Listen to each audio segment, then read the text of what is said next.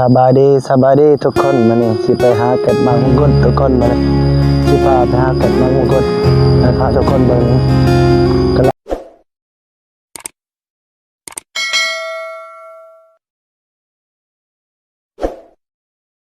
งลงหาเก็ดตามสวนมามงกุฎทุกคน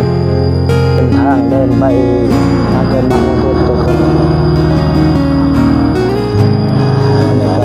เช้าระวังตอน7 โมงทุกคนกำลังลงไปเก็บมามงกุฎตอนนี้แดดแห้งเลยแดดแห้งทุกคนยังลงเส้นทางงานไปเก็บมามงกุฎทุกคนตอนนี้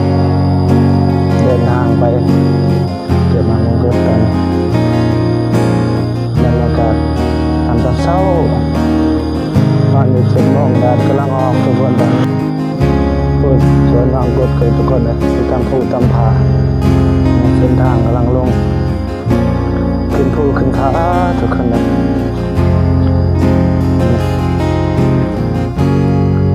นี่คือเส้นทางที่ไปกันมามงกุฎที่น้องห้องนี่เส้นทางอย่างไปกันมามงกุฎต้องไปข้ามขัวหน่อยนี่ก่อนขึ้นตามขึ้นภูอีกทีนึงบรรยากาศงามเศร้าสายน้ำลำธารห้องน้องน้ำนี่เราทุกคนเราจะลำแบบ7 โมงนะตอนนี้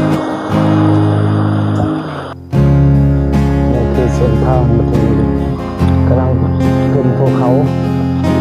หาเก็บมามงกุฎทุกคนโอ้ยนี่โน่นนะเก็บมามงกุฎทุกคนพี่น้องพี่น้องเนี่ยนี่ปีนขึ้นภูเขาเนี่ยหาเก็บมามงกุฎเนี่ย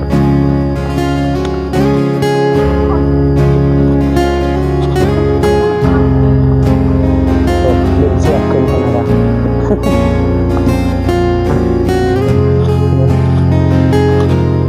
มันชันให้เลยนะเนี่ยดึงขึ้นงานขึ้นดึงเชือกขึ้นมันแบบชันขึ้นเป็นบานเอาอ่ะมันโน่นให้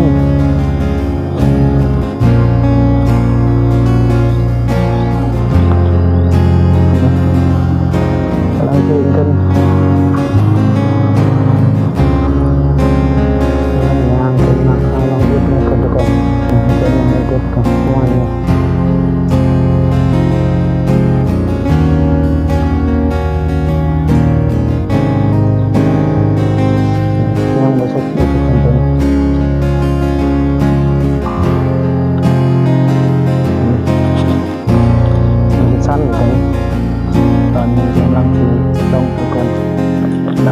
แบบกดใบกระตาลง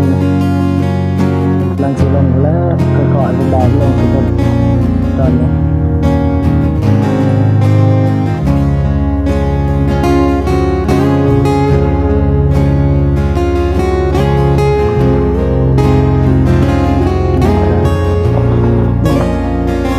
กดทุกคนตอนนี้มองเอาเนี่ยสุดๆเลยงามเลยต่างๆเลย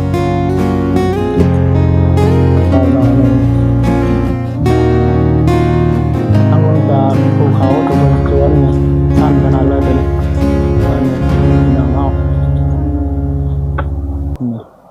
มามันกำลังเริ่มจบทุกคนเลยกำลังจะลงภูเขาตัวพี่น้องเลยเป็นกำลังภูเขาเนี่ยสั้นขนาดเป็นแบบที่ลงไปลงไปแล้วลงไปลมไป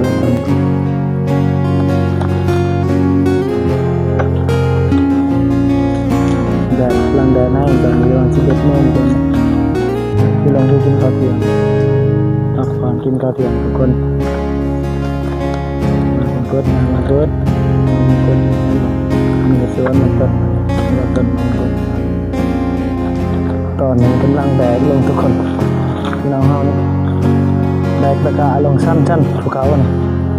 สั้นขนาดเลยทุกคนกำลังแดดลงพี่น้องเอากำลังแรงมงกุฎลงตอนนี้ ก็ประมาณอยู่25 โลทุกคนเกินกระกานี่แบกลงพุ่นแล้วตอนนี้หนักหลาย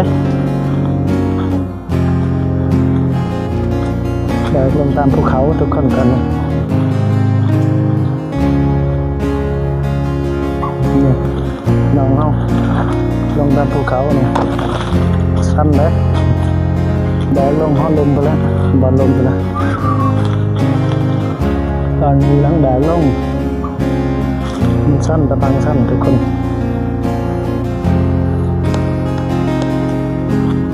นี่แหละแบกลงไปลมไปแล้วเนี่ยสั้นขนาดเลยเนี่ย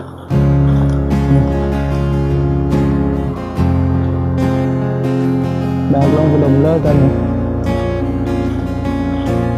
พี่น้องเฮานี่แบกลงมาทุกคนเลย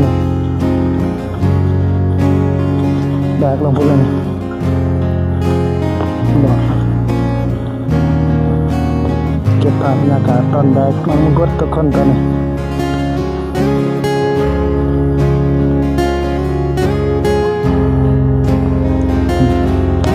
ตอนแบกลงกันนี่พี่น้องเอ้ยประมาณอยู่24-25 โลโลวันนี้เป็นตะกร้าเนี่ย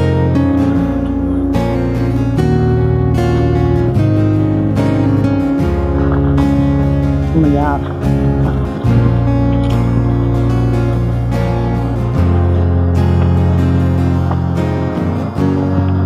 มีหอดบอลอยู่บอลเช่าเรียบร้อยอยู่ทั้งคนแบกลงมาตอน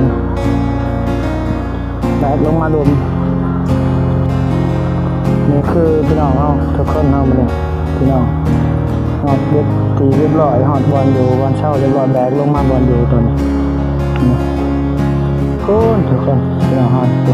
อยู่ทั้งคนแบกลงมาแต่ทั้งเกินอะไรทุกคนนะครับนี่